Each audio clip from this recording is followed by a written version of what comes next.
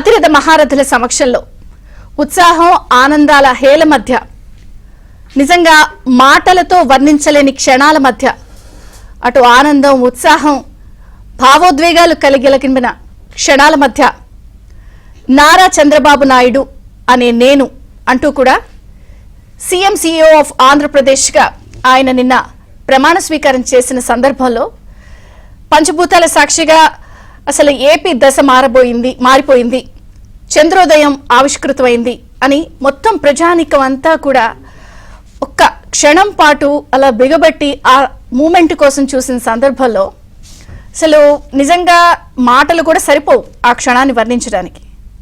అటువంటి క్షణాల మధ్య సీఎంగా నారా చంద్రబాబు నాయుడు గారు ప్రమాణ స్వీకారం చేశారు.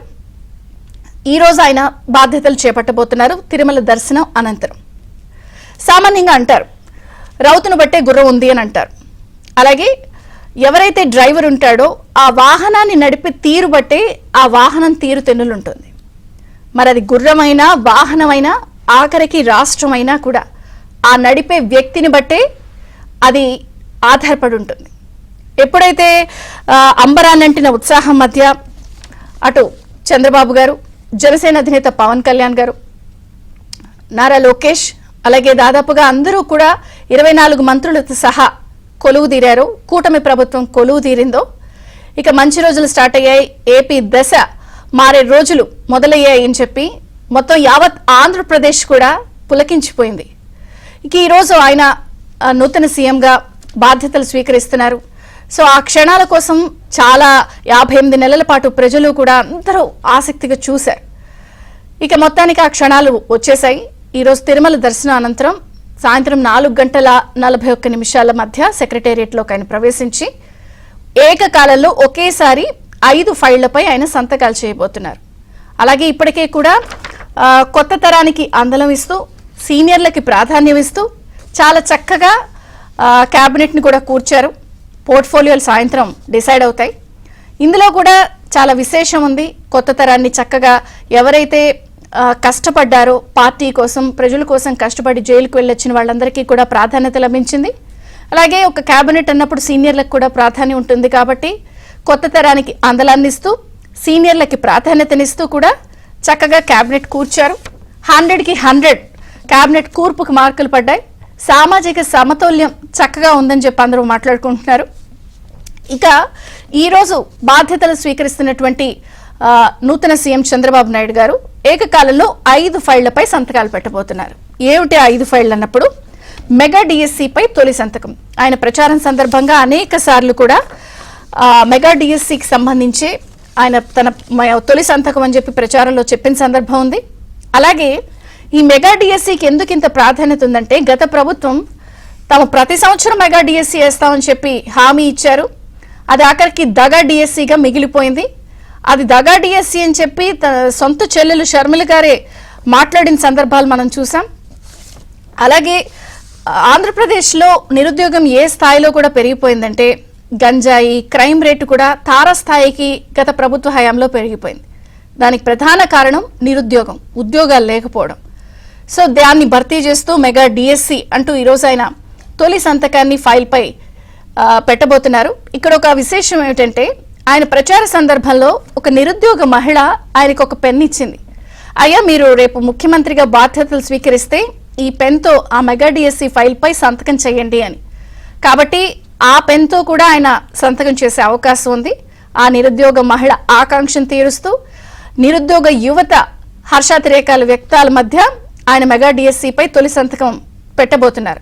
గత ప్రభుత్వం ఎలక్షన్ కోడ్ ఉన్న సమయంలో కూడా 6,100 ఉద్యోగాలకు సంబంధించిన నోటిఫికేషన్ ఇచ్చింది. అదంతా తూతు మంత్రంగా తేలిపోయింది.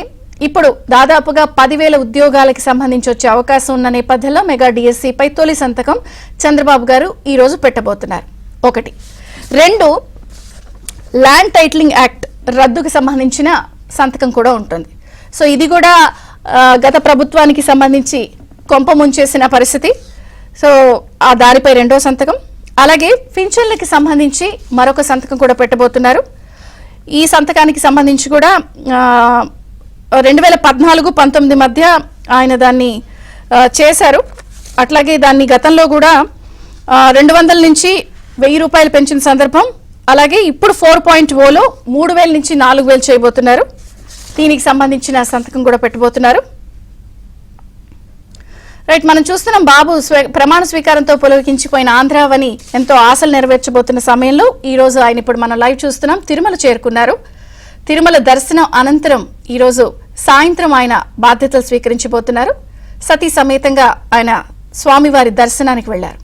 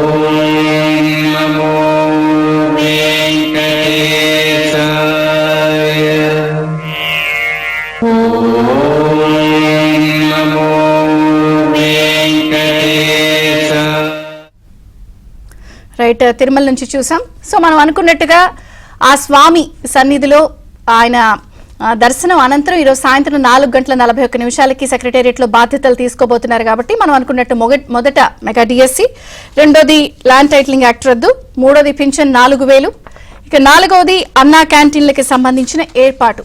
సో రెక్కాడితే డొక్కాడని ఆ పేదలు ఎవరైతే ఉన్నారో 5 రూపాయలకే కడుపు నిండా భోజనానికి సంబంధించిన ఫైల్ పై కూడా మా తొలి సంతకం ఉంటుంది. వీటితో పాటు ఇంకా 5వ ఫైల్ స్కిల్ సైన్సెస్, ఏదైతే స్కామ్ అని చెప్పి ఆయన 53 రోజుల పాటు జైల్లో పెట్టారో దానికి సంబంధించి అది తప్పుడు కేసు అని చెప్పి దాదాపుగా అందరికీ తేటతెల్లమైంది. అలాగే వైసీపీ ప్రభుత్వం తన గొయ్యి తానే తీసుకోవడానికి కారణమైనటువంటి స్కిల్ డెవలప్మెంట్, ఏదైతే నైపుణ్యాభివృద్ధి అంశం ఉందో 2014 నుంచి 19 మధ్య యువత నైపుణ్యానికి సంబంధించి ఏర్పాటు చేసినటువంటి స్కిల్ డెవలప్మెంట్ అంశం ఉందో దానికి సంబంధించిన స్కిల్ సైన్సెస్ ఫైల్ పై 5వ సంతకం. సో ఏకకాలంలో ఒకేసారి 5 ఫైళ్లపై ఆయన సంతకం పెట్టబోతున్నారు. సో దశ మారబోతోంది. CEO సీఎం ఆఫ్ ఆంధ్రప్రదేశ్గా బాధ్యతలు చేపట్టబోతున్న నేపథ్యంలో ఎలా ఉండబోతోంది. అలాగే ఇంకొక ఆశ్చర్యకరమైన విషయం ఏమిటంటే, ఏదైతే మెగా డిఎస్సి అని ఆయన సైన్ చేయబోతున్నారో ఈరోజు సెక్రటేరియట్లో ఉద్యోగస్తులందరూ కూడా రెడ్ కార్పెట్ పరిచి ఆయనకి స్వాగతం పలకబోతున్నారు. మరి ఎలా ఉండబోతోంది, ఈ పాంచజన్యంలో పాంచ్ పటాకాగా దీన్ని ప్రజలు ఎలా స్వాగతిస్తారు, అలాగే ఏపీ దశ ఎలా మారబోతోంది, ఈ నిర్ణయాల తర్వాత ఇక దూసుకెళ్లడమేనా అని అంగరంగ వైభవంగా కూటమి ప్రభుత్వం కొలువు తీరింది. అలాగే కేబినెట్ కూడా కొత్త తరానికి అందలందిస్తూ సీనియర్లకు ప్రాధాన్యం ఇచ్చారు.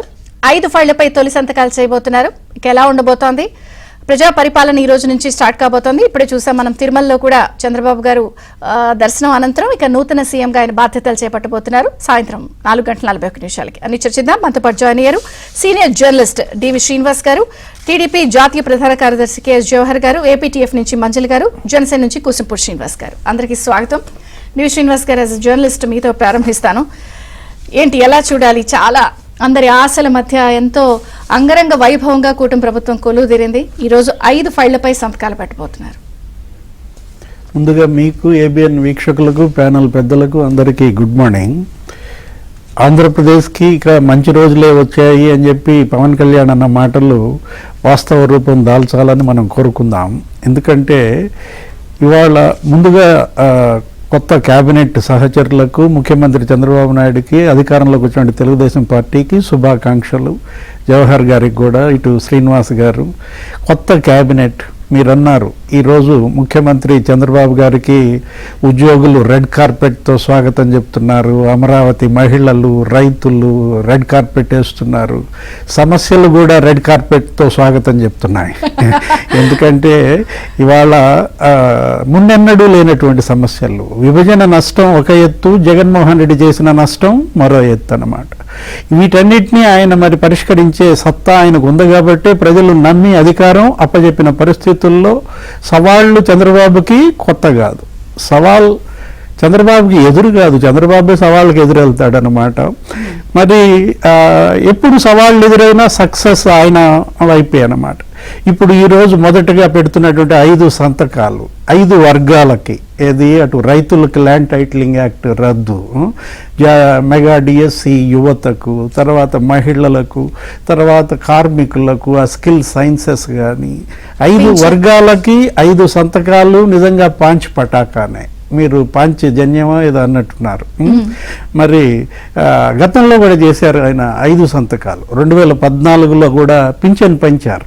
ఏది ఇలాగే 200 రూపాయలు పింఛను, 1000 రూపాయలు పెంచిన దీంట్లో ఎన్టీఆర్ సుజల, రైతు రుణ మాఫీ, ఒక 5 సంతకాలు అప్పుడు కూడా ఇలాగే చేసిన దీంట్లో సెంటిమెంట్గా తీసుకున్నట్టున్నారు. పింఛన్ల విషయానికి వచ్చేసరికి మనం చూస్తే ఇప్పుడు 4000 రూపాయల పింఛన్లో 2800 రూపాయలు షేర్ అయిందే.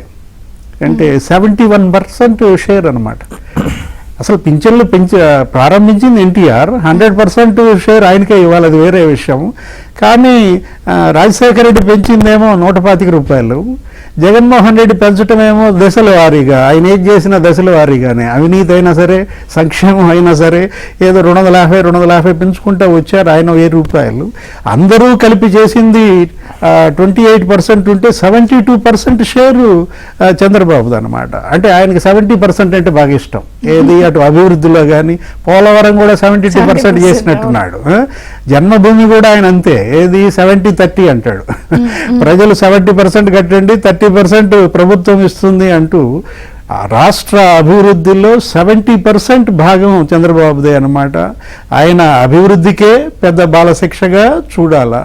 రాష్ట్ర అభివృద్ధికి పెద్ద బాలశిక్ష బాబు అనే ఒక పేరు తెచ్చుకున్న దీంట్లో ఇప్పుడు సవాళ్లు మరి రెడ్ కార్పెట్ పరుస్తున్నాయన్నాము. మొదటి సవాల్ నిరుద్యోగం. యువత ఇవాళ ఆయన్ని పెద్ద ఎత్తున గెలిపించారు.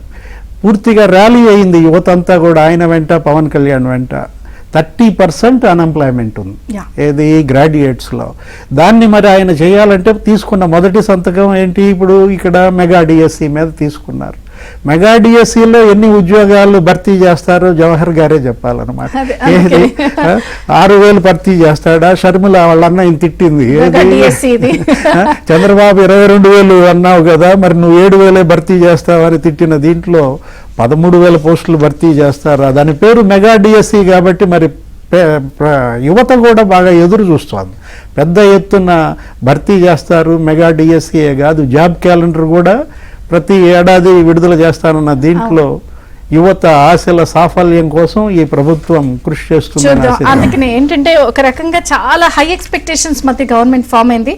మంజుల్ గారితో మాట్లాడదాం. ఏపీటీఎఫ్ మంజుల్ గారు ఉన్నారు మనతో పాటు. మంజుల్ గారు నమస్తే, బ్రేక్ఫాస్ట్ న్యూస్ కి స్వాగతం. ఒక రకంగా ఈ ప్రభుత్వం ఇంత భారీ స్థాయిలో విజయాన్ని దక్కించుకోవడంలో ఉద్యోగులు చాలా కీలక పాత్ర. కనీ విని ఎరగని రీతిలో ఉమ్మడి ఆంధ్రప్రదేశ్, విభజిత ఆంధ్రప్రదేశ్ లో కూడా ట్రాక్ రికార్డ్ 5 లక్షల పైచీలకు పార్టిసిపేట్ చేశారు మీరందరూ కూడా. సో స్పష్టంగా రిజల్ట్ ఇచ్చారు. ఈరోజు రెడ్ కార్పెట్ తో ఆయనకి స్వాగతం పలుకుతున్నారంట మీ ఉద్యోగస్తులందరూ సెక్రటేరియట్ లో. మరి మీరు కూడా ఈ ప్రభుత్వంలో భాగస్వామ్యమే, మీరు వాళ్ళు కలిపితేనే ప్రభుత్వం. ఏంటి, ఏం చెప్తారు? ముందుగా ప్యానెల్లో ఉన్న సభ్యులందరికీ, ఏబిఎన్ వీక్షకులందరికీ కూడా నా నమస్కారాలండి. ఉద్యోగ ఉపాధ్యాయులు ప్రజలు మెజారిటీ ప్రజల ఆకాంక్షలకు అనుగుణంగానే ఈరోజు కొత్త ప్రభుత్వం కొలువయ్యింది. దీనిలో మెజారిటీ పాత్ర ఉద్యోగ ఉపాధ్యాయుల అది అనేది కూడా చాలా స్పష్టంగా మనం చెప్పొచ్చు. ఎందుకంటే గత ప్రభుత్వంలో వీధుల్లోకి వచ్చి ఒక ఉద్యమం మాట ఎరుగు కనీసం గొంతెత్తి ఒక స్లోగన్ చెప్పటానికి కూడా భయపడిన పరిస్థితుల్ని ఉద్యోగ ఉపాధ్యాయులకు కల్పించారు. అనేక కేసులు పెట్టారు ఉద్యోగ ఉపాధ్యాయుల మీద.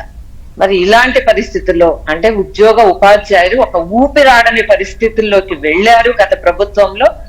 అదొక్కటే కాకుండా ఉద్యోగులను కానీ ఉపాధ్యాయులు కానీ సమాజంలోనూ అదే విధంగా ప్రభుత్వంలో కూడా భాగంగా చూడలేదు గత ప్రభుత్వం. మరి వాళ్ళు సంక్షేమ పథకాలనే బేస్ చేసుకొని మేము మళ్ళీ వస్తామని భావించిన పక్షంలో ఆ సంక్షేమ పథకాలని నిజంగా ప్రజలకు అందే విధంగా చేసేది కూడా ఈ ఉద్యోగ ఉపాధ్యాయులే కదా. అయినా సరే వాళ్ళందరినీ పక్కన పెట్టి, ఎందుకంటే లాస్ట్ మినిట్ లో కూడా మనం చూడొచ్చు ఉపాధ్యాయుల ఓట్లు పోస్టల్ బ్యాలెట్లు చెల్లకుండా చేయడం కోసం సుప్రీంకోర్టు దాకా కూడా వెళ్ళిన పరిస్థితి ఉంది. అంటే లాస్ట్ లో గత ప్రభుత్వం రియలైజ్ అయింది అనేది కూడా మనం చెప్పొచ్చు. ఉద్యోగ ఉపాధ్యాయులు మన మీద వ్యతిరేకంగా ఉన్నారు కాబట్టి వాళ్ళ ఓట్లు చెల్లకుండా చేయాలి అని వాళ్ళు నిర్ణయాలు తీసుకొని సుప్రీంకోర్టు దాకా వెళ్ళిన సందర్భంలో కూడా సుప్రీంకోర్టు దాన్ని రిజెక్ట్ చేయడము. మొత్తంగా ఈ ఉమ్మడి 13 జిల్లాలను కానీ మనం పరిశీలించినట్లయితే మెజారిటీగా కూటమికే ఉద్యోగ ఉపాధ్యాయ ఓట్లు పడ్డాయి అనేది కూడా చాలా స్పష్టంగా లెక్కల ద్వారా తెలుస్తా ఉంది. మరి వాళ్ళు మాట ఇచ్చారు, ఈ డిఎస్సి మీద తొలి సంతకం చేస్తామని చెప్పారు. అదే విధంగా పాఠశాల విద్యా వ్యవస్థకి తీవ్ర నష్టాన్ని కలుగజేసిన 117 జీవోను కూడా రద్దు చేస్తాము అని చెప్పి కూడా లోకేష్ బాబు గారు చెప్పారు.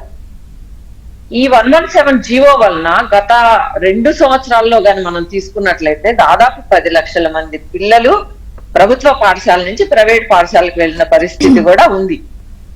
ఈ రోజున మెగా డిఎస్సి మీద మొట్టమొదటి సంతకం చేస్తూ, అంటే ఇక్కడ మనం గమనించాల్సిన అంశం ఏంటంటే మెజారిటీ డిఎస్సీలన్నీ కూడా చంద్రబాబు నాయుడు గారి హయాంలోనే వేయడం జరిగింది. అంటే ఉద్యోగ నియామకాలు, ఉపాధ్యాయ నియామకాలు మొత్తం కూడా దాదాపుగా చంద్రబాబు నాయుడు గారి ప్రభుత్వంలోనే నియమించబడ్డారు. అందుకనే ఇప్పుడు ఈ డిఎస్సి మీద నిరుద్యోగులకి అదే విధంగా ఉపాధ్యాయులు కూడా ఒక హోప్ ఉంది. ఉపాధ్యాయులకి ఎందుకు మీరు ఇప్పుడు ఈసారి ఈ ప్రభుత్వం నుంచి, అంటే కరెక్ట్ మీరు భాగమే ఈ ప్రభుత్వంలో. ఈ డిఎస్సి అనేది గత ప్రభుత్వం ఇచ్చినట్లుగా 6100 పోస్టులతో కాదు, కేంద్ర మానవ వనరుల శాఖ లోక్సభలో రిపోర్ట్ ఇస్తూ ఆంధ్రప్రదేశ్ లో 49,000 పోస్టులని నింపాలి ఉపాధ్యాయ పోస్టులనని ఇచ్చిన సందర్భంలో ప్రస్తుతం చూసుకున్నట్లయితే 25,000 పైగా పోస్టులు ఇక్కడ ఖాళీగా ఉన్నాయి. ఏదైతే ఈ విద్యా వ్యవస్థకు నష్టం కలిగించిన 117 జీవో ఉందో దాన్ని రద్దు చేస్తే ఇంకా 25,000 పోస్టులు కూడా కావాల్సిన అవసరం ఉంది. మొత్తంగా మెగా డిఎస్సి అంటున్నారు కాబట్టి 15,000 పోస్టులతో వేయడం అనేది అది మెగా డిఎస్సి కిందకి రాదు. వాస్తవంగా ఎన్ని ఖాళీలు ఉన్నాయి అనేది లెక్క చూసుకొని అది వేయాల్సిన అవసరం ఉంది. 25,000 పైగా పోస్టులతో డిఎస్సి వేయాల్సిన అవసరం ఉంది. మేము ఉపాధ్యాయులుగా మేము కోరుకునేది ఏమిటంటే 117 జీవో అనేది రద్దు చేయాలి. ప్రాథమిక పాఠశాలలు నాశనం అయిపోయాయి ఆ జీవో వలన. 1-2 తరగతులను ఇక్కడ నుంచి 3-4-5 తరగతులు హై స్కూల్లో పెట్టారు. మేము గత ప్రభుత్వం అంటే చంద్రబాబు నాయుడు గారి హయాంలో 1-5 తరగతులు ప్రైమరీ పాఠశాలలు గాను 5-10 తరగతులు హై స్కూల్ గాను కొనసాగేవి. అదే విధానాన్ని కొనసాగిస్తూ ఈ రోజు చాలా ఆశ్చర్యకరమైన విచారించదగ్గ విషయం ఏంటంటే ఆంధ్రప్రదేశ్ లో మనం కన్నడ మీడియంలో చదువుకోవచ్చు, తమిళ మీడియంలో చదువుకోవచ్చు, ఒడియా మీడియంలో చదువుకోవచ్చు. కానీ తెలుగు రాష్ట్రమైన ఆంధ్రప్రదేశ్ లో తెలుగు మీడియంలో చదువుకోవడానికి అవకాశం లేని పరిస్థితులు ఈ రోజున ఉన్నాయి. కాబట్టి తెలుగు మీడియాన్ని కూడా కొనసాగించాలని, 2 మీడియాలని కొనసాగించినప్పుడు ఈ డిఎస్సి ద్వారా ఏవైతే పోస్టులు క్రియేట్ కాబడుతున్నాయో వాటి ద్వారా 2 మీడియంలకి పోస్టుల్ని ఇవ్వడానికి కూడా అవకాశం ఉంటుంది. కాబట్టి 2 మీడియాలు తర్వాత సిబిఎస్ఈ ఏదైతే ఈ రోజున కోడల్లో జరుగుతుందో ఈ సిబిఎస్ఈ విధానాన్ని రద్దు చేయాలి. ఎందుకంటే మామూలుగా చాలా ఎడ్యుకేటెడ్ పీపుల్ ఉన్న పట్టణాల్లో ఇది సక్సెస్ అవుతుందేమో గాని గత ప్రభుత్వంలో కూడా రాజశేఖర రెడ్డి గారు సిబిఎస్ఈ సిలబస్ ప్రవేశపెట్టినప్పుడు చంద్రబాబు నాయుడు గారు వచ్చి ఇది మనకి అంటే ఆంధ్రప్రదేశ్ లో ఉన్న పాఠశాలలు ప్రభుత్వ పాఠశాలలు ఏవైతే ఉన్నాయో వాటికి సూట్ కాదు అని చెప్పి దాన్ని రద్దు చేయడం జరిగింది. అయితే గత ప్రభుత్వ అనాలోచిత నిర్ణయాల వలన ఈ సిబిఎస్ఈ అనేది ఈ రోజున అన్ని పాఠశాలలో అమలవుతుంది. ఇక్కడ ఒక అంశం ఏంటంటే సిబిఎస్ఈ బోర్డు ఆంధ్రప్రదేశ్ లో ఉన్న హై స్కూళ్లలో 10th చదివే 1092 స్కూళ్లకు మాత్రమే అఫిలియేషన్. అంటే ఫస్ట్ రోజే మనం తినబోతూ అంత సీరియస్ గా కాకుండా, అంటే మీరు అన్నయ్య అన్ని ఆశిస్తున్నారు కాబట్టి చూద్దాము. ఫస్ట్ డేనే మనం ఇంత సీరియస్ గా కాకుండా కొంచెం ప్రశాంతంగా ఊపిరి పీల్చుకొని ఇచ్చి మనం మెగా డిఎస్సీ అని సంతకం పెడతారు కదా, ఎన్ని పెడతారో చూద్దాము. నేను ఛాన్స్ ఫస్ట్ రోజే మనం అసలు వస్తారా చంపేద్దాం మిమ్మల్ని అన్నట్టుగా కాకుండా కాస్త ఊపిరి పీల్చుకునేవ్వండి. ఆగండి నేను మీకు ఇస్తాను ఛాన్స్. కేఎస్ జవహర్ గారు నమస్తే, బ్రేక్ఫాస్ట్ న్యూస్ కి స్వాగతం. చూసారా ఎంత ఎక్స్పెక్టేషన్స్, మామూలు ఎక్స్పెక్టేషన్స్ లేవు అసలు. ఏ రంగానికి ఆ రంగం ఎప్పుడు వస్తారా రావురమంటూ ఉన్నారు. సరే, మీరు పెడుతున్న ఈ రోజు 5 ఫైళ్ల సంతకాలకి సంబంధించి ఒక్కొక్కటి ఒక్కొక్క స్పెషల్, చాలా స్పెషాలిటీ ఉంది. మెగా డిఎస్సి, అన్నా క్యాంటీన్లు, ల్యాండ్ టైటిలింగ్ యాక్ట్ రద్దు, స్కిల్ సైన్సెస్ పింఛన్, దేనికదే special. So first of all మీ ప్రభుత్వం కొలువు తీరింది, హార్టీ కంగ్రాచులేషన్స్. ఈరోజు బాధ్యతలు స్వీకరిస్తున్నారు. చూసారా, ఏం చెప్తారు చెప్పండి. మీరు ఇంత ఎక్స్పెక్టేషన్స్ తో ఉన్నారు ఒక్కొక్కళ్ళు. మా నమస్కారం. అదేవిధంగా ప్యానెల్లో ఉన్నటువంటి మిత్రులు, ప్రత్యేకంగా మంజుల గారికి, శ్రీనివాస్ గారికి, వీక్షకులకి అందరికి కూడా నమస్కారం. ఎందుకంటే మంజుల గారు చెప్పిన దాంతో నేను పూర్తిగా ఏకీభించాల్సినటువంటి పరిస్థితి.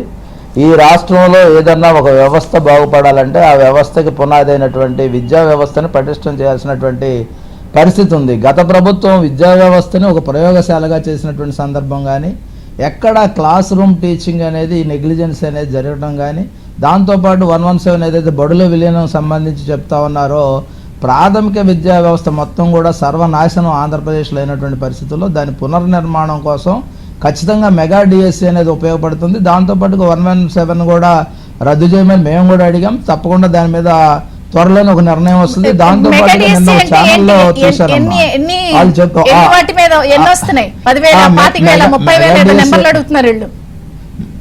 అమ్మ, మెగా అంటేనే అర్థం మోర్ దెన్ 10 అని, అంతే తప్ప బిలో 10 అయితే ఉండదు.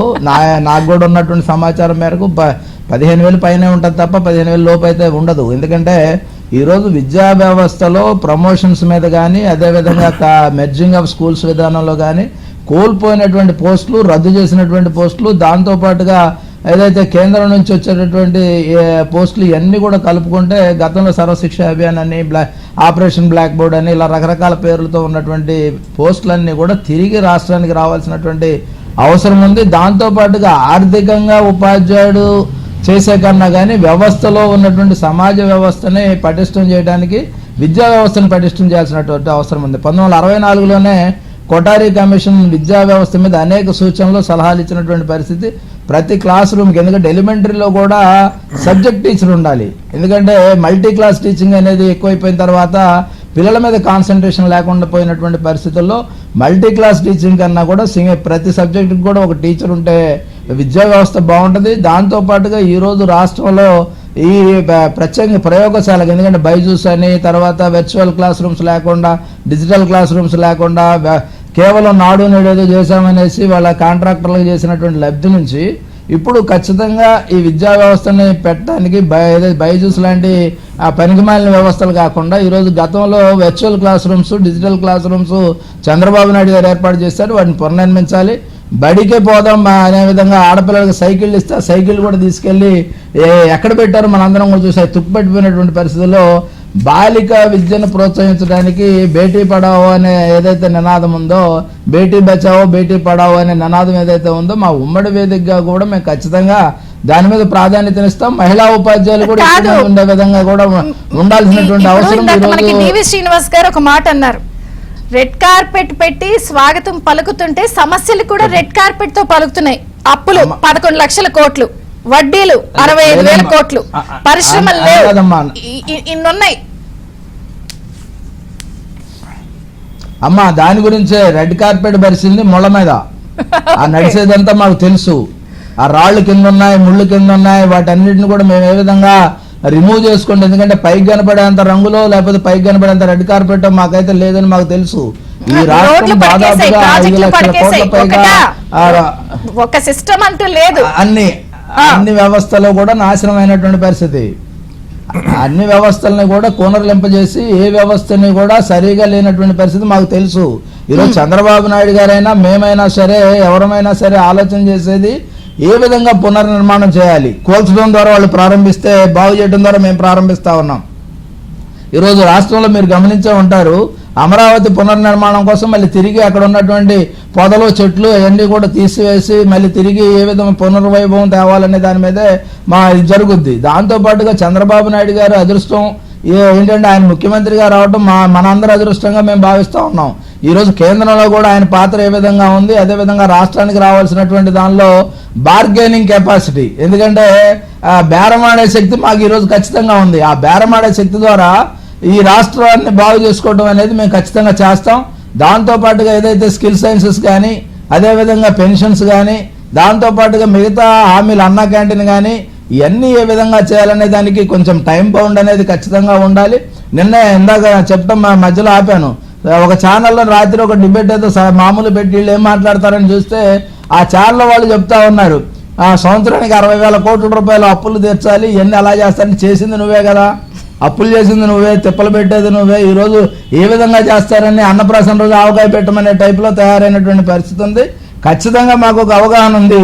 మెగా డిఎస్సీ అనేది ఏర్పాటు చంద్రబాబు, ఇందాక మంజుల గారు కూడా చెప్పారు, చంద్రబాబు నాయుడు గారే డిఎస్సీలు ప్రారంభించడం కానీ తెలుగుదేశం పార్టీ డిఎస్సీలు చేయడం కానీ ఆ డిఎస్సీల ద్వారా నియామకం కాబడినటువంటి ఉపాధ్యాయులు కౌన్సిలింగ్ సిస్టమ్. గతంలో వార్డు కౌన్సిలర్నో లేకపోతే ఎమ్మెల్యేనో లేకపోతే ఎంపీపీనో ఎవరినో పట్టుకొని ట్రాన్స్ఫర్స్ కానీ పోస్టింగ్స్ కానీ వెళ్ళాలి. ఈరోజు ఆ పరిస్థితి లేదు, ఆ దయనీయమైన పరిస్థితి లేదు. తలెత్తుకు తిరిగే విధంగా ఉపాధ్యాయ వ్యవస్థను నిర్మాణం చేసింది చంద్రబాబు నాయుడు గారు. అదే విధంగా ఉద్యోగ వ్యవస్థలో ఉన్నటువంటి దాన్ని కూడా ఖచ్చితంగా చేస్తాం. ఈ రోజు వాళ్ళు రెడ్ కార్పెట్ పరవని ఏం పరవని సెక్రటరియట్ ఎంప్లాయీస్ కానీ కొంతమంది ఉద్యోగాలు ఏ విధంగా ప్రభుత్వ అనుకూలంగా మారిపోయి ఏ విధంగా తమ శాఖలో ఉన్న ఉద్యోగస్తులను ఇబ్బంది పెట్టారో వాళ్ళందరినీ కూడా మేము నోట్ చేసుకున్నాం. వాళ్ళకు కూడా ఈరోజు ఒకటే హెచ్చరిక చేస్తున్నాం, ఈరోజు అంతా అయిపోలేదు, మీరు చేసిన తప్పులన్నీ కూడా ఉన్నాయి, వాటిని ఏ విధంగా చేసేసి రెక్టిఫై చేయాలనే దాని మీద దృష్టి పెడతాం.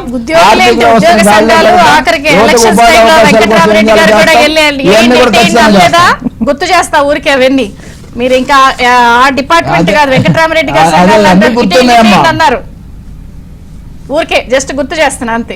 అవునమ్మా, అన్ని ఖచ్చితంగా అన్ని గుర్తుంటాయమ్మా, దెబ్బతిన్న వాళ్ళకి గుర్తుండకుండా ఎలా ఉంటాయి. జనసేనతో కూడా మాట్లాడదాం. కుసంపూడి శ్రీనివాస్ గారు ఉన్నారు. నమస్తే కుసంపూడి శ్రీనివాస్ గారు, బ్రేక్ఫాస్ట్ న్యూస్ కి స్వాగతం. మీ తమ్ముడు గట్టివాడు అంటూ కూడా మోదీ గారు చిరంజీవి గారికి చెబుతూ చెప్పారు. సరే కొన్నిదేళ్ళ పవన్ కళ్యాణ్ అని నేను అంటూ ఆయన చేశారు. కూటమి ప్రభుత్వం అసలు భారీ ఎక్స్పెక్టేషన్స్ మధ్య తీరింది. 5 సంతకాలు ఫైలు పోర్ట్ఫోలియోలు అంట. మీకేం పోర్ట్ఫోలియో ఇస్తున్నారు అది కూడా ఒక ఆసక్తి, ఏం చెప్తారు? విజయచంద్ర గారు, మీకు ప్యానెల్లో ఉన్న పెద్దలందరికీ నమస్కారం అండి. ఇదేమీ నల్లేరు మీద నడక మీద వచ్చినటువంటి విజయం కాదు. చాలా కష్టాలు, అవమానాలు, ఇబ్బందులు అన్నీ ఎదుర్కొన్న తర్వాత ప్రజలు టెస్ట్ చేసి మరీ ఇచ్చినటువంటి విజయం మాకు ఇది. ఎక్స్పెక్టేషన్స్ కూడా అలాగే ఉంటాయి ఖచ్చితంగా.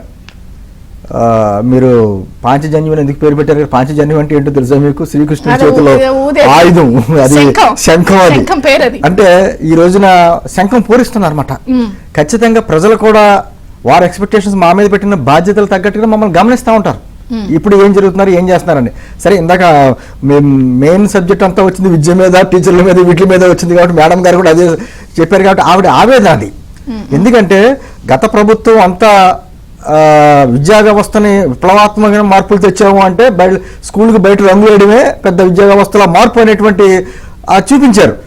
ఉపాధ్యాయులు, చదువు చెప్పే ఉపాధ్యాయుల్ని ఏ విధంగా తీసుకెళ్లి మద్యం దుకాణాల దగ్గర కాపలా పెట్టారో, ఎన్ని రకాలుగా ఇబ్బందులు పెట్టారో అన్ని మనం చూసాం. ఉపాధ్యాయులనే కాదండి, మొత్తం ఉద్యోగులందరూ కూడా ఎన్ని రకాలుగా ఇబ్బంది పెట్టారో చూసాం. విజయచంద్ర గారు, మనకి ఇప్పుడు గతంలో కూడా మాట్లాడుకున్నాం, ఆంధ్రప్రదేశ్కి ఏదైనా ప్రమాదం ఉందంటే తుఫాన్లు, వరదలు, భూకంపాలు వీటి మీద కాదు, నిరుద్యోగం. ఆ నిరుద్యోగం ముందు దాన్ని కంప్లీట్ చేసుకుంటేనే ఈ సమస్యలన్నీ వస్తున్నాయి అక్కడి నుంచే. కాబట్టి అదే స్కిల్ సెన్సెస్ కూడా అంటే అదే సైన్సెస్ కూడా అదే నైపుణ్య అంటే ప్రజల్లో ఉన్నటువంటి యువతలో ఉన్నటువంటి నైపుణ్య గణన కూడా తీసుకుంటూ రావడం. అంటే ఇవన్నీ ఒక ఛాలెంజెస్. ఈ రోజున యువత కావచ్చు, మహిళలు కావచ్చు, ప్రజలకు అందరూ కూడా అన్ని రకాలుగా ఈ ప్రభుత్వం పెట్టినటువంటి బాధ్యతను ఇందాక శ్రీనివాస్ గారు చెప్పినట్టు మొల్లకంబమే నడుస్తున్నట్టే దాని మీద ఖచ్చితంగా ఒక ఛాలెంజ్ చేసుకుంటాం. ఎందుకంటే చంద్రబాబు గారు ఛాలెంజెస్ అంటే చాలా హ్యాపీగా స్వీకరిస్తూ ఉంటాడు. మీరు మొన్న ఒక సబ్జెక్ట్ మీద పెట్టారు, ఆల్రెడీ ఆన్ డ్యూటీ చంద్రబాబు గారు ఈ రోజు బాబు ఆన్ డ్యూటీ, మొన్న ఎక్కారు ఆల్రెడీ ఆన్ డ్యూటీ. ఈ రోజు అంటే పదవి ప్రమాణ స్వీకారం చేసి బాధ్యతలు స్వీకరిస్తున్నారు. కానీ బాబా డ్యూటీ అయినా బండి వెళ్ళటానికి రోడ్డు బాగాలేదు, పెట్రోల్ తక్కువ ఉంది, కార్ సర్వీసింగ్ గట్టిగా చేయించాలి, వాటికి డబ్బులు కావాలి, చాలా సమస్యలు ఉన్నాయి. అదే డ్రైవింగ్ రాని వాళ్ళ చేతికి స్టీరింగ్ ఎత్తే ఎలా ఉంటుందో మనం గత 5 సంవత్సరాల్లో చూసాం. ఇప్పుడు మంచి ఎక్స్పర్ట్ గా ఉన్నటువంటి డ్రైవర్ చేతిలో మన రాష్ట్రాన్ని పెట్టాం. ఓ పక్కన పవన్ కళ్యాణ్ గారు, ఓ పక్కన పైన మోదీ. అంటే ఇక్కడ కేంద్ర రాష్ట్ర ప్రభుత్వాలు డబుల్ ఇంజిన్ సర్కార్తో నడిచేటప్పుడు ఇక్కడ మనం గత ప్రభుత్వాలు అయ్యని సాగులు చెప్పడానికి కూడా అవకాశం లేదు. ఇంకా మనం ఛాలెంజెస్ స్వీకరించాం కాబట్టి అదే సందర్భంలో కొన్ని ముఖ్య విషయాలు అంటే విద్యకు సంబంధించిన విషయాల్లోని ఏదైతే ఈ రోజున విద్య అంటే అదేదో అంటారు చూసారా, మాట్లాడితే ఏమంటారంటే కేంద్ర ప్రభుత్వం తీసుకొచ్చింది కాబట్టి ఆ విధంగా మేము చేస్తున్నాం అన్నారు. దేంట్లో ల్యాండ్ టైటిలింగ్ యాక్ట్లో మరి కేంద్ర ప్రభుత్వమే చెప్పింది నూతన విద్యా విధానం తీసుకొచ్చి ప్రాథమిక విద్య మాతృభాషలో ఉండాలని చెప్పేసి దాన్ని మాత్రం చంపేశారు. పైగా రకరకాల పేదలకు ఇంగ్లీష్ విద్య వద్దా, ఇందాక మేడం గారు చెప్పింది అదే. ఒక ఇంగ్లీష్ రాని పిల్లలకి ఇంగ్లీష్ రాని టీచర్లతో ఇంగ్లీష్ విద్య ఎలా బోధిస్తారు అక్కడ? అంటే ఒక విధమైన వ్యవస్థని చిన్నాభిన్నం చేసుకుంటూ వచ్చాడు ఆయన. మొత్తం ఈ వ్యవస్థలన్నింటినీ కూడా సరి చేసుకోవడానికి కొంచెం టైం పడుతుంది ఖచ్చితంగా. మెగా డిఎస్ ఈ రోజు తొలి సంతకం పెట్టే మెగా డిఎస్ లో మరి 25,000 ఇస్తారా, లేకపోతే మొత్తం ఉద్యోగులన్నీ భర్తీకి అనౌన్స్మెంట్ చేస్తారా, ఏదైనా దశల వారీగా చేస్తారా? మెగా డిఎస్ అంటే ఎక్కువగానే ఉంటాయి నాకు తెలిసి. ఏం చేస్తారా అనేది మనం వేచి చూడాలి. అంటే అందులో పాటు విజయచంద్ర గారు మేమేమంటున్నామంటే అసలు వాస్తవ పరిస్థితులు ప్రజలకు చెప్పాలి.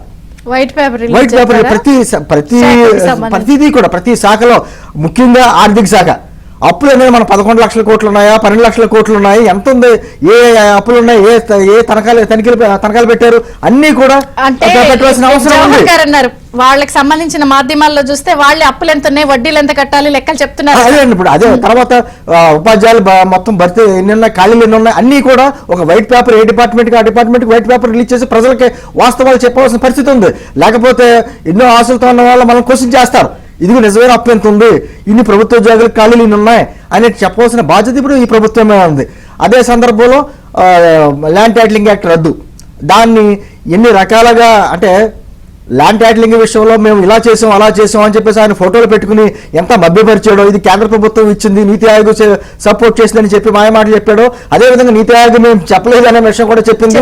నిజంగా చెప్తే ఆంధ్రప్రదేశ్ రాష్ట్రానికి ఒక్కదానికే చెప్పలేదు కదా, భారతదేశం మొత్తం ఆ ల్యాండ్ టైటిలింగ్ యాక్ట్ చెప్తుంది. ఆ విధంగా చెప్పలేదు అంటే ఒక్కొక్కటి పెట్టే సంతకాలు పెట్టేది ఒక్కొక్క ఛాలెంజింగ్ యాక్ట్. అదే సందర్భంలో అన్నా క్యాంటీన్లు ఏ విధంగా చక్కగా రెడీ చేయడానికి తీసేశారో, అన్నా క్యాంటీన్ మేము కూడా అన్నా క్యాంటీన్ అని పేరు పెట్టకపోయినా మేమన్నా వేరే పేరు పెట్టుకున్నాం. గతంలో కరోనా టైంలో కూడా మేము అన్న సందర్భాలను పెట్టేసి అంటే అంటుంది ఒక్కొక్క ఛాలెంజింగ్ గా ఉన్నటువంటి ఛాలెంజెస్ అంటే గొప్ప టాస్క్. నేను అంటుంది నిన్న మంత్రివర్గ కూటమి ఆ ఏర్పాటు చేసిందే చాలా బిగ్ టాస్క్. ఆయన అందరూ అనుకున్నారు 164 మందిని ఎగ్గారు కదా, దాంట్లో అన్ని జిల్లాలకి ఇవ్వాలి, అదే సందర్భంలో అన్ని సామాజిక వర్గాలనే చూడాలి, దాంట్లో సీనియర్స్ చూడాలి, కొత్త వాళ్ళని చూడాలి, ఎన్ని రకాలుగా ట్వీట్ చేశారు. డిప్యూటీ సీఎం కి శుభాకాంక్షలు అంటే చెప్పకనే డిప్యూటీ సీఎం అని చెప్పేశారు. వేరే పోర్ట్ఫోలియో కూడా ఏమైనా ఉందా? పోర్ట్ఫోలియో ఖచ్చితంగా ఇస్తారు. అలాగా ఏంటన్నది ఆయనకి ఇష్టమైన కొన్ని రంగాలు కొన్ని ఉన్నాయి. గ్రామీణాభివృద్ధి అని, లేకపోతే పంచాయతీరాజ్ అవ్వచ్చు, లేకపోతే ఎన్విరాన్మెంట్ అవ్వచ్చు, అవి తీసుకుంటారా, లేకపోతే ఇద్దరు కలిసి ఆల్రెడీ డిసైడ్ అయి ఉంటారు ఏంటి అన్నది కొన్ని గంటల్లోనే అది కూడా అనౌన్స్మెంట్ అవుతుంది. ఏది ఏవైనా సరే ఒక రకమైన మీరు పాంచజన్యంలో కూడా 5 ఉన్నాయండి. ఒకటి కేంద్ర ప్రభుత్వ సహకారం, రాష్ట్ర ప్రభుత్వంలో ఉన్నటువంటి 3 పార్టీలు తెలుగుదేశం, జనసేన, బీజేపీ, 5వది మీ మీడియా. అంటే గతంలో ఈ ప్రభుత్వం రావడానికి కూడా మీ మీడియా సహకారం ఎంతైనా ఉంది. నేను చెప్తున్నా ఈ రోజు ఎన్ని కలిసి కూడా ఈ రోజు రాష్ట్రాన్ని, ఎందుకంటే వ్యవస్థలని చిన్నాభిన్నం చేశాడు ఈయన, దాన్ని మళ్ళీ అన్ని సరి చేసుకుంటా వెళ్ళి ఒక బిల్డప్ చేసుకోవాలంటే కొంచెం సమయం ఖచ్చితంగా పడుతుంది. పాతాళం నుంచి మొత్తం పునర్నిర్మాణం చేసుకుంటూ వెళ్ళాలి. ఎందుకంటే ఆంధ్రప్రదేశ్ అంటే ఏపీ అంటే మళ్ళీ చెప్తున్నా, ఏపీ అంటే అప్పులు పప్పు బెల్లల్లా చేసేసినటువంటి గత ప్రభుత్వాన్ని మళ్ళీ తిరిగి అమరావతి, పోలవరం అనేటువంటి నిర్మాణాలు చేసుకుంటూ వెళ్ళాలి. ఈ రోజు చంద్రబాబు గారు ఇంకా ప్రమాణ స్వీకారం చేయకముందే అమరావతి కలకలాడింది, అక్కడ పోలవరం పరుగు పెడుతుందని చెప్పేసి ఆశలు ఉన్నాయి. అన్ని రకాలుగా కూడా ఒక మన మీద పెట్టినటువంటి బాధ్యతల్ని ఇరువురు, మనం పవన్ కళ్యాణ్ గారు చెప్పారు, చంద్రబాబు గారు చెప్పారు, మన మీద పెట్టింది మామూలు బాధ్యత కాదు. ఈ బాధ్యతలు నెరవేర్చుకుంటే మనం అందరం కలిసికట్టుగా ప్రయాణం చేయాలనే విషయం కూడా చెప్పుకుంటూ వచ్చారు. ఒక బ్రేక్ తీసుకుందాం. బ్రేక్ తర్వాత ఇంకొన్ని అంశాలు చర్చిద్దాం. డివి శ్రీనివాస్ గారు, సరే అందరూ చాలా ఆశతో ఉన్నారు, వెళ్తున్నప్పటికీ కూడా సవాళ్లు చాలా ఉన్నాయి. రోడ్లైనా, పరిశ్రమలైనా, లేకపోతే అప్పులేనా, కట్టాల్సిన వడ్డీలేనా, ఇవ్వాల్సిన జీతాలేనా, హామీలు ఒక పక్క నెరవేర్చడం, ఏ 3 పార్టీలు ఇచ్చారు కాంబినేషన్లో హామీలు, ఏం చెప్తారు అసలు? ఇవన్నీ కూడా స్టార్ట్ కాకముందే ఇంకా రెడీగా కూర్చుని ఇదేంటి అదేంటి అదేంటి ఇదేంటి అంటున్నారు అందరు. అప్పుడే పనికి మాలిన పాలన అంతమైంది, పనాడి పాలన ప్రారంభమైంది. బంతి మంచి పనోడను ఏదో సినిమాలో చూశాను, అట్లాగే బాబు మంచి పనోడు, ఇది నంబర్ 1 కూలీ అని ఆయనే చెప్పుకుంటాడు అనమాట. అంటే ప్రజలు 164 మంది కూలీలని అమరావతికి పంపారు, 22 మంది మేస్త్రీలనేమో ఢిల్లీకి పంపారు. మరి ఎంత పని చేస్తారు అనేది చూడాలా. చంద్రబాబుకి ప్రత్యర్థి పనే, ఆయనకి ప్రత్యర్థి జగన్మోహన్ రెడ్డి కాదనమాట. పనిని సాధిస్తాడు, పనులను పరుగు పెట్టిస్తాడు, కాలంతో పరుగు తీస్తాడు అనమాట. ఇక అన్నీ మనం చూస్తున్నాం, రివ్యూలు, రిపోర్ట్లు, తర్వాత ప్లాన్ ఆఫ్ యాక్షన్, ఆ తర్వాత ఇంప్లిమెంటేషన్, కేసు డైరీ, మొత్తం అంతా వీళ్ళంతా పట్టుకు తిరగాలి. అంటే నేను ఎందుకు ఇది అంటున్నానంటే, ఇప్పుడు ఇందాక జవహర్ గారు ఒక మాట అన్నారు, అందరి లెక్కలు తీరుస్తాం ఊరుకో అన్నప్పుడు కేసులు భయంతో ఒక వార్త కూడా వచ్చింది, ఐఫోన్లను ధ్వంసం కూడా చేసేసారు, లేకపోతే ఆ క్లౌడ్ టెక్నాలజీ ద్వారా డేటాను తొలగిస్తున్నారు, చాలా మందిలో భయం పట్టుకుంది, ఎక్కడికక్కడ తప్పుకుని జారుకుంటున్నారు. ఇలాగా ఒక డేటాను ధ్వంసం చేసే ప్రక్రియ కూడా సైమల్టేనియస్ గా జరుగుతోంది. దానిపైన అది చూసుకుంటుంది. ఏది వ్యవస్థల పని వ్యవస్థలు చేయనిస్తారు. ఇప్పుడు దాకా ఏంటంటే వ్యవస్థలను చెరబట్టారు. ఇప్పుడేంటి, ఈ అవినీతి పైన, తర్వాత ఈ అరాచకాల పైన, విధ్వంస పాలన పైన ఆ దర్యాప్తు సంస్థలు చూసుకుంటాయి, ఆ కమిషన్లు చూసుకుంటాయి. మనకు తెలిసి ఏంటంటే ఇప్పుడు ఏదో కమిషన్ ఆఫ్ ఎంక్వైరీస్ కూడా వేస్తారని, దానికి కూడా ఒక కొంత కార్యక్రమం జరుగుతుందని, 5 ఏళ్ల జగన్మోహన్ రెడ్డి పరిపాలన పైన రివ్యూస్ ఉంటాయి. ఇప్పుడు నిన్న కేబినెట్ భేటీ, నిన్నటి మొదటి చిట్ చాట్లో కూడా ఆయన మంత్రులకు ఇచ్చారు, ఏమని, మీకు శిక్షణ ఇస్తామే కాదు వైట్ పేపర్స్ కూడా రిలీజ్ చేస్తామన్నారు. గతంలో 2014లో కూడా వైట్ పేపర్స్ రిలీజ్ చేశారు. ఏంటి, 2014-19 మధ్య తెలుగుదేశం ప్రభుత్వంలో వివిధ శాఖల్లో ఏ అభివృద్ధి జరిగింది, 19-24 మధ్య ఏ అరాచకాలు జరిగాయి, ఏ విధ్వంసాలు జరిగాయి, పెద్ద ఎత్తున అవినీతి ఎలా జరిగింది, వీటన్నిటిపైన కూడా శ్వేతపత్రంలో నిజానిజాలు బయటకు వస్తాయి. తర్వాత విచారణలు జరుగుతాయి, చట్టం తన పని తను చేసుకుపోతుంది. ఏది తప్పు చేసిన వాడిని వదిలిపెట్టే ప్రసక్తే లేదని ఆయనే హెచ్చరించారు. మారిన బాబుని చూస్తారు అన్నారు కదా, బాబు ఎంత మారాడో ఈ వారం రోజుల్లోనే కనపడుతోంది, బాబు ఎంత మారాడో క్యాబినెట్లోనే కనపడుతోంది. ఎవరన్నా ఊహించారా సీనియర్లని పక్కన పెడతారని? యనమల గారు, అయ్యన్న పాత్రుడు గారు, కళా వెంకట్రావు గారు, గోరంట్ల బుచ్చే చౌదరి గారు సీనియర్లను పెట్టడం అనేది ఒక పక్కన పెట్టడం సాహసోపేతమైన చర్య. అదే కాదు, కొత్త రక్తం తీసుకొచ్చారు. 17 మంది మంత్రులు ఫస్ట్ టైం అంటున్నారు, 11 మంది అయితే అసలు మరీ లాటరీ. ఇదే first time MLA, first time ministers అన్నమాట.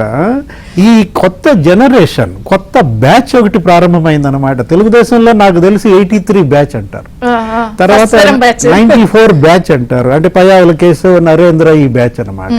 ఇప్పుడు 2024 బ్యాచ్ ఒకటి వచ్చేస్తుంది. జవహర్ గారు ఏం చెప్తారు? సో కేబినెట్ పై కూడా అందరి పోర్ట్ఫోలియోలు ఏంటి, ఎలా ఉంటుంది? 17 మంది తొలిసారి కేబినెట్, మంత్రి పదవుల్లో బీసీలకు హైయెస్ట్ గా స్థానం ఉంది, 8 మందికి ఇచ్చారు. సీనియర్లను పక్కన పెట్టడం సాహసం అంటున్నారు. వాళ్ళని వీళ్ళని కలుపుకొని ఇప్పుడు ఎలా వెళ్తారు?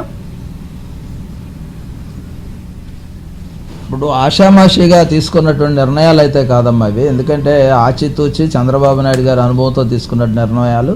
దాంతోపాటుగా రాబోయే 40 సంవత్సరాలకు తెలుగుదేశం పార్టీ సస్టైనబిలిటీ గురించి కూడా ఆలోచన చేసి కొత్త రక్తాన్ని ఎక్కించినటువంటి పరిస్థితి. గతంలో ఎవరైతే ఇప్పుడు 83 బ్యాచ్లో ఇప్పటి వరకు కొనసాగుతూ ఉన్నారో వాళ్ళందరికీ ఆ రోజు కెపాసిటీ ఉంది, లేకపోతే వాళ్ళు ఇలా నిలబడతారని ఎవరు అనుకోలే.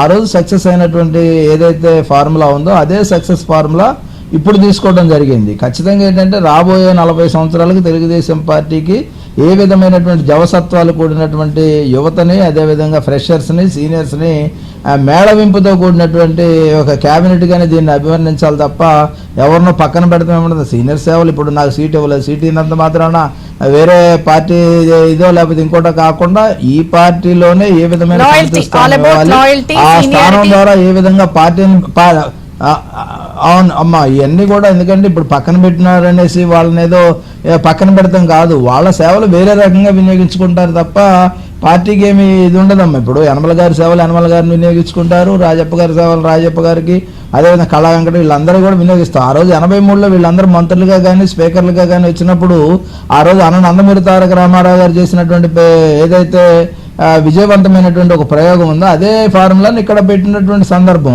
ఖచ్చితంగా రాబోయే తరానికి మంచి దిక్సూచిని, మార్గదర్శకత్వం. దీనిలో కూడా కొన్ని ఫెయిల్యూర్స్ ఉంటాయి, ఉండకుండా ఏమీ 100% విజయవంతం అవుతాయని కాదు. 1 or 2 ఫెయిల్యూర్స్ అనేది సహజం మనిషి అన్న తర్వాత. ఆ ఫెయిల్యూర్స్ని కూడా రెక్టిఫై చేసుకోవడానికి వాళ్ళ ఫ్యూచర్ ఎవరైతే మంత్రులుగా ప్రమాణ స్వీకారం చేశారో వాళ్ళు పార్టీ ఫ్యూచర్ని, వాళ్ళ ఫ్యూచర్ని కూడా దృష్టిలో పెట్టుకొని పనిచేయాలి తప్ప వ్యక్తిగతంగా పనిచేస్తే వాళ్ళకు కూడా ఇబ్బందులు వస్తాయి ఖచ్చితంగా. ఎందుకంటే నేను ఈ మాట ఎందుకంటున్నానంటే రాబోయే రోజుల్లో ఈ రాష్ట్ర బాగు కోసం ఆ ఏదైతే వాళ్ళకి అప్పచెప్పిన శాఖను ప్రక్షాళనం చేసి నూతనంగా ఏర్పాటు చేసినటువంటి పరిస్థితి ఈరోజు. ఎందుకంటే ఇందాక మనం మొదటి నుంచి చెప్పుకుంటాం, రెడ్ కార్పెట్ ఏం కాదు, ఆ వ్యవస్థ అంతా కుళ్ళిపోయినటువంటి వ్యవస్థను వీళ్ళు సరైన మార్గంలో పెట్టుకోవడానికి వీళ్ళ ఎఫర్ట్స్ ఏ విధంగా, ఎందుకంటే కుటుంబాన్ని ఏ విధంగా సర్దుకుంటామో ఈ వ్యవస్థను కూడా సర్దాల్సిన బాధ్యత మంత్రులుగా వాళ్ళకు ఉంది. ఖచ్చితంగా వాళ్ళు ఆ విధంగానే చేస్తారు. ఎందుకంటే చంద్రబాబు నాయుడు గారి డైరెక్షన్ ఉంటుందమ్మా. నేను మంత్రిగా పనిచేస్తాను, ఆయన సూచనలు సలహాలు నిత్యం ఇస్తానే ఉంటారు. వాటిని స్వీకరించి మనం చేసుకోగలిగితే కంటిన్యూ అవుతాం, లేదంటే ఏం చేయాలనేది పార్టీ నిర్ణయాలు ఉంటాయమ్మా. దాని ప్రకారం వెళ్తాదని వేరే రకంగా అయితే ఉండదు. ఒక బ్రేక్ తీసుకుందాం. అలాగే ఉద్యోగ సంఘాలతోనూ జనసేన. మంజుల గారు, ఒకటి చాలా ప్రభుత్వం నుంచి కొంత ఆశిస్తున్నారు, ఇవన్నీ ఒక ఎత్తు అయితే గత ప్రభుత్వంలో కనీసం మిమ్మల్ని సీఎం గారిని కలిసిన సందర్భాన్ని రానిచ్చిన సందర్భం కూడా లేదు. అయితే బొత్స గారో లేకపోతే సజ్జల గారో లేదా మధ్యలో వాళ్ళే అంతా సెటిల్ చేసి మాట్లాడి మీ సమస్యని కూడా నేరుగా ప్రభుత్వం వినే పరిస్థితి ఉండేది కాదు. కానీ ఇప్పుడు అది సార్ట్ అవుట్ అయ్యింది, ఇక నేరుగా వెళ్లే అవకాశం వచ్చే పరిస్థితి ఒకటి వచ్చింది. రెండు, ఏంటి మీ రోల్ ఎలా ఉండబోతోంది ఉద్యోగులందరిది కూడా? ఇప్పుడు కొత్త ప్రభుత్వంలో చాలా సమస్యల సుడిగుండంలో వీళ్ళు కూడా చిక్కుకున్నారు, సవాళ్లతోనే స్టార్ట్ అవుతోంది. సో ఉద్యోగుల పాత్ర చాలా కీలకం. మొదటగా గత ప్రభుత్వంలో సీఎం దగ్గరికి వెళ్లి సమస్యల్ని ప్రాతినిధ్యం చేసే అవకాశం అయితే రాలేదు మెజారిటీ ఉపాధ్యాయ ఉద్యోగ సంఘాలకి. అయితే ఇప్పుడు కొంచెం ప్రజాస్వామ్యయుతంగా ఈ ప్రభుత్వం పరిపాలిస్తుందనే ఆశలైతే ఉద్యోగోపాధ్యాయుల మీద కూడా ఉన్నాయి. అవకాశం రావచ్చు అనేది కూడా మేము ఆశిస్తా ఉన్నాము.